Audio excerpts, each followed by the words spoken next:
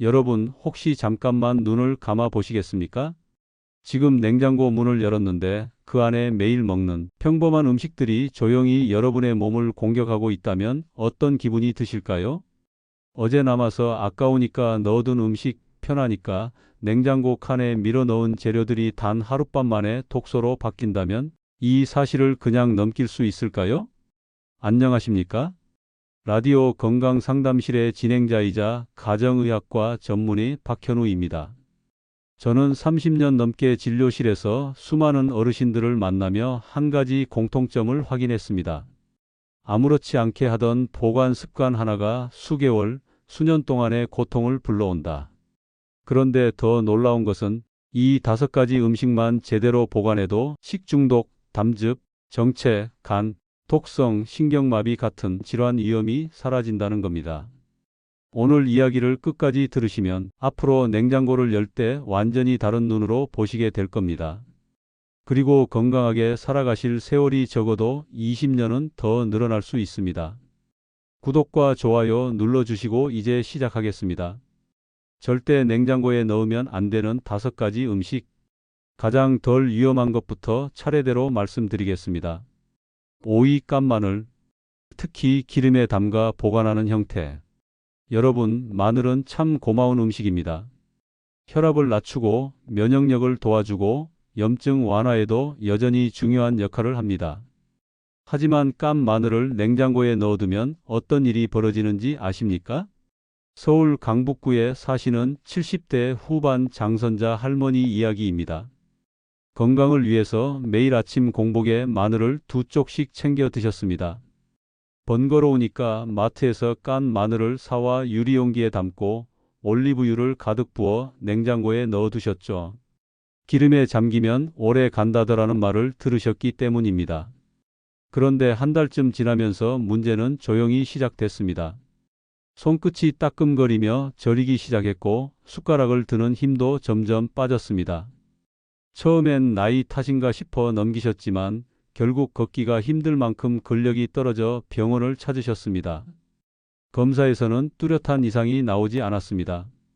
하지만 증상은 점점 악화되었고 큰 병원을 돌고 돌아 제 진료실을 찾아오셨습니다. 제가 식습관을 물었을 때 할머니는 아무렇지 않게 말씀하셨습니다. 마늘이요? 매일 먹어요. 기름에 넣어서 냉장고에 보관하죠. 바로 그 대답이 문제의 핵심이었습니다. 마늘을 기름에 잠가 냉장 보관할 경우 산소가 거의 차단되고 온도는 균이 자라기 좋은 범위로 맞춰집니다. 이때 보툴리누스균이라는 신경을 마비시키는 균이 번식하기 시작합니다. 손발저림, 근육 약화, 호흡 불편 심하면 호흡근 마비까지 이어질 수 있는 무서운 독소가 생성됩니다. 그래서 제가 할머니께 단 한 가지를 부탁드렸습니다. 기름, 마늘은 모두 버리시고 마늘은 통째로 바람 통하는 곳에 두세요. 이미 깐 것은 먹을 만큼씩 나눠 냉동실에 두세요. 2달 뒤 할머니는 씩 웃으며 오셨습니다. 손저림도 사라지고 걸을 때 힘 빠지던 증상도 완전히 없어졌습니다. 여러분, 깐 마늘을 기름에 담가 냉장고에 넣는 행동은 절대로 하시면 안 됩니다. 보관하려면 냉동실입니다. 통마늘은 바람 통하는 곳에, 깐 마늘은 소량씩 밀봉 후 냉동실로. 이 2가지만 기억하시면 됩니다. 사위 익힌 버섯, 표고, 느타리, 팽이 포함. 버섯 좋아하시죠? 면역력 높이고 혈압 조절에도 도움되며 식감도 좋습니다. 그런데 문제는 남은 버섯 요리입니다. 어제 저녁 만들어둔 버섯 볶음, 오늘 아침 전자레인지에 데워 드신 적 있으신가요? 이 행동 하나가 위벽을 공격하는 독소를 만들 수 있습니다. 대전 서구에 사시는 60대 후반 박말순 할머니도 그랬습니다. 평소 버섯을 참 좋아하셔서 일주일에 3-4번은 꼭 요리해 드셨고 남은 것은 반찬통에 담아 냉장고에 넣어 다음 날 드셨습니다. 어느 날은 어제 먹고 남은 버섯 볶음을 데워 드신 뒤 2시간도 안 되어 복통과 메스꺼움이 시작됐고 결국 구토, 설사가 이어져 응급실로 가셨죠. 원인은 아주 단순했습니다. 버섯은 단백질이 많아 익힌 후 냉장 보관하면 단백질이 분해되어 아민 계열의 독성 물질이 빠르게 생성됩니다. 이 독소는 위벽을 자극해 구토, 설사, 심하면 위궤양까지 이어질 수 있습니다. 해결법은 아주 간단합니다. 버섯 요리는 당일에 드시고 남으면 아깝더라도 버리셔야 합니다. 정말 필요하다면 소량씩 조리하세요. 두 사람 식사라면 버섯 한 줌이면 충분합니다. 3위 고춧가루와 각종 견과류. 자, 이제 조금 더 충격적인 이야기를 하겠습니다. 김장을 하거나 반찬 만들고 남은 고춧가루 어디에 두시나요? 습관적으로 냉장고 바닥칸에 넣어 두진 않으신가요? 고춧가루는 냉장고의 높은 습도를 그대로 빨아들입니다. 이 습기가 곰팡이를 자라게 하고 그 곰팡이는 아플라톡신이라는 1급 발암 물질을 만들어냅니다. 간암을 일으키는 대표적인 독소죠. 인천에 사시는 이정임 할머니는 김장을 100포기 가까이 하실 정도로 솜씨 좋은 분이었습니다. 남은 고춧가루를 냉장고에 넣어 반년 동안 사용하셨습니다. 그러다 정기검진에서 간 수치가 계속 상승했고 그 원인은 의외로 간단했습니다. 남은 고춧가루를 계속 냉장고에 두고 드셨기 때문입니다. 해결법은 단 하나입니다. 고춧가루와 견과류는 냉동실 보관만이 정답입니다. 밀봉하고 냉동실에 넣으면 곰팡이가 자라지 않고 신선함도 더 오래 유지됩니다. 2위 남은 밥 냉장 보관 시 균 폭발. 많은 분들이 밥이 남으면 냉장고에 넣어야 안전하다고 생각합니다. 하지만 사실은 냉장고가 더 위험합니다.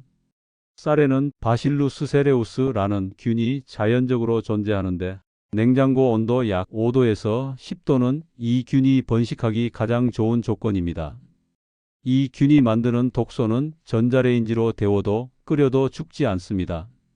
서울 강서구 이순분 할머니도 어제 남은 밥을 냉장고에 넣어 다음 날 아침 데워 드셨다가 급성 식중독으로 응급실에 실려가셨습니다.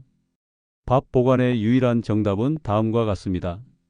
첫째, 밥은 뜨거울 때 바로 1인분씩 나눠 담기. 둘째, 밀봉 후 냉동실로 넣기. 셋째, 먹을 때는 속까지 뜨겁게 데우기. 냉장실 보관은 절대로 하시면 안 됩니다. 1위 감자 냉장 보관 시 발암 물질 폭발 증가.